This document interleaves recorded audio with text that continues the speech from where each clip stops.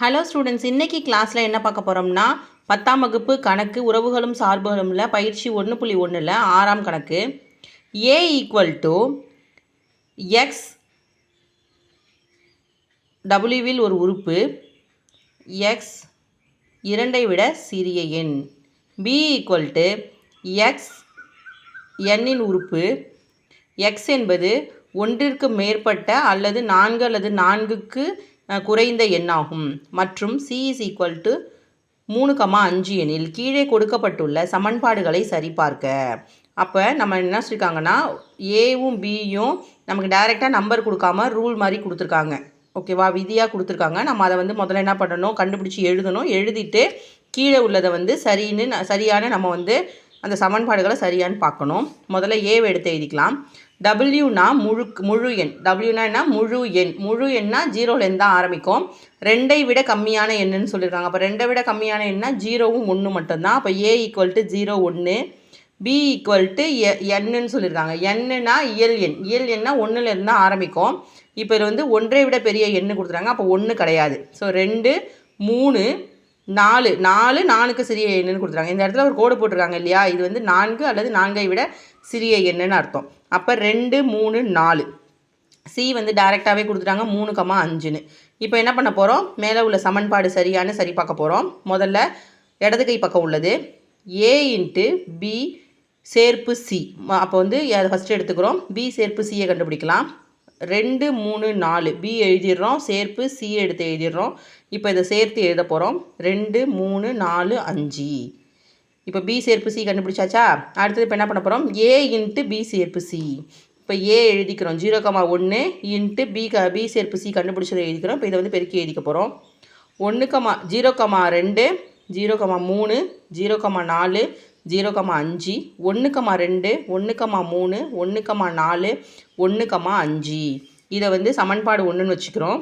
இப்போ ரெண்டாவதாக என்ன கண்டுபிடிக்க போகிறோம்னா வலது கை பக்கம் a × b சேர்ப்பு a × c. First a × b கண்டுபிடிக்க போகிறோம். ஏவை எடுத்து எழுதிக்கிறோம், அடுத்தது b எடுத்து எழுதிக்கிறோம். இப்போ இதை எடுத்து பெருக்க போகிறோம். 0,2 0,3 0,4 1,2 1,3 1,4. அடுத்தது a × c கண்டுபிடிக்கிறோம். a எடுத்து எழுதிக்கிறோம், × c எடுத்து எழுதிக்கிறோம். இப்போ இதை பெருக்கிக்க போகிறோம். 0,3 0,5 1,3 1,5. இப்போ என்ன பண்ண போகிறோன்னா, இப்போ அடுத்தது இதை எடுத்து சேர்த்து எழுத போகிறோம். அதுக்கு முதல்ல a சேர்ப்பு c இப்போ சேர்த்து எழுதிடலாம். இப்போ 0,2 0,3 0,4 0,5 1,2 1,3 1,4 1,5 அப்படின்னு சொல்லிட்டு இப்போ இதை சேர்த்து எழுதிட்டோம். ஓகேவா, இப்போ இது சமன்பாடு 2ன்னு வச்சுக்கிறோம். சமன்பாடு 1ஐயும் இதையும் பார்த்தோம்னா ரெண்டும் சமமாக உள்ளது. ஸோ சமன்பாடு 1 மற்றும் 2லிருந்து a × b சேர்ப்பு c = a × b சேர்ப்பு a × c என்பது சரிபார்க்கப்பட்டது அப்படின்னு எடுத்து எழுதிடுறோம். ஓகேவா, இப்போ ரெண்டாம் கணக்கு பார்த்தோம் அப்படின்னா இது அது முன்னாடி சேர்ப்பு பார்த்தோம் இல்லையா, இப்போ வெட்டில் பார்க்க போகிறோம். a × b வெட்டு c = a × b வெட்டு a × c. இப்போ இடது கை பக்கம் பார்க்க போகிறோம். a × b வெட்டு c. இப்போ ஃபஸ்ட்டு b வெட்டு c எழுத போகிறோம். b வெட்டு ciயில் 2 3 4 வெட்டு 3,5. இப்போ இது ரெண்டுத்துக்கும் சமன்பாடு சமமாக உள்ளதை எடுத்து எழுத போகிறோம். அப்போ b வெட்டு c = இது ரெண்டுத்துலேயும் சமமாக உள்ளது எது, 3 இருக்குது. அப்போ 3 எடுத்து எழுதிட்டோம், பொதுவாக உள்ளது. இப்போ a × b வெட்டு c. அப்போ ஏவை எடுத்து எழுதிக்கிறோம், b வெட்டு c கண்டுபிடிச்சதை எழுதிக்கிறோம். அப்போது 0,3 1,3. இதை சமன்பாடு 1 அப்படின்னு வச்சுக்கிறோம். இப்போ அடுத்தது என்ன பண்ண போகிறோம்னா a × b வெட்டு a × c. இப்போது a × b கண்டுபிடிக்க போகிறோம். a × b கண்டுபிடிக்கிறதுக்கு நம்ம எடுத்து எழுதுகிறோம். நம்மள்ட்ட தான் a × b ஏற்கனவே கண்டுபிடிச்சது இருக்கு இல்லையா, போன கணக்கில் a × bயும் a × cயும் நம்ம ஏற்கனவே கண்டுபிடிச்சி வச்சுருக்கோம். அதை வச்சு இதில் பண்ணிக்கலாம். தனியாக இந்த கணக்கு கொடுத்தா நீங்கள் கண்டுபிடித்து தான் போட வேண்டும்.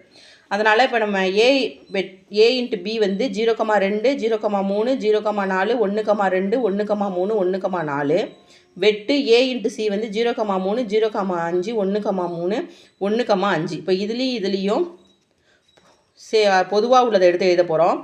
0,2 இதில் இல்லை, 0,3 ரெண்டுத்துலேயும் இருக்கிறத எடுத்து எழுதிடுறோம். 0,4 இதில் இல்லை, அடுத்தது 1,2 இல்லை, 1,3 பொதுவாக இருக்க எடுத்து எழுதிக்கிறோம். 1,4 இதில் இல்லை. அப்போ 0,3 1,3 மட்டும்தான் பொதுவாக இருக்குது. அப்போ சமன்பாடு 1ம் 2ம் சமமாக இருக்குது. அதனால் சமன்பாடு 1 மற்றும் 2லிருந்து a × b வெட்டு C equal to A into B வெட்டு ஏ இன்ட்டு சி என்பது சரிபார்க்கப்பட்டது. இப்போ அடுத்தது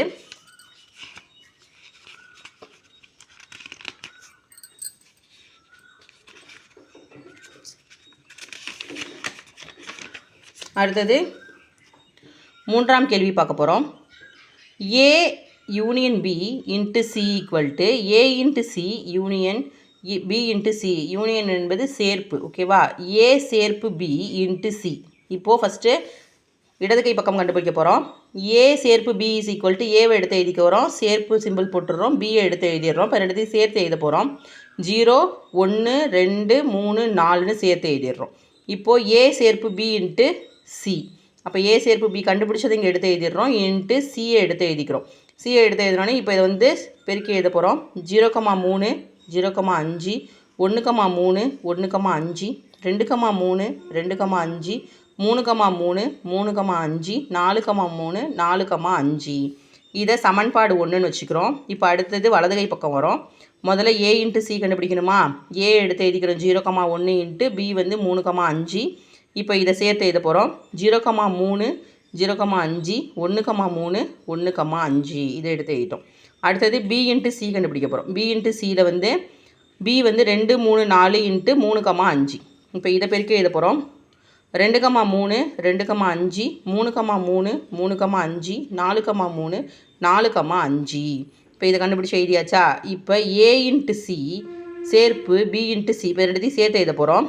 0,5 0,3 0,5 1,3 1,5 2,3 2,5 3,3 3,5 4,3 4,5. இப்போ சமன்பாடு 1 2ஐயும் பார்க்குறோம், ரெண்டும் சமமாக இருக்குது. அப்போ சமன்பாடு 1 மற்றும் 2லிருந்து ஏ சேர்ப்பு B into C equal to A into C சேர்ப்பு பி இன்ட்டு சி என்பது சரிபார்க்கப்பட்டது. இதுதான் இந்த கேள்விக்கான பதில். நன்றி.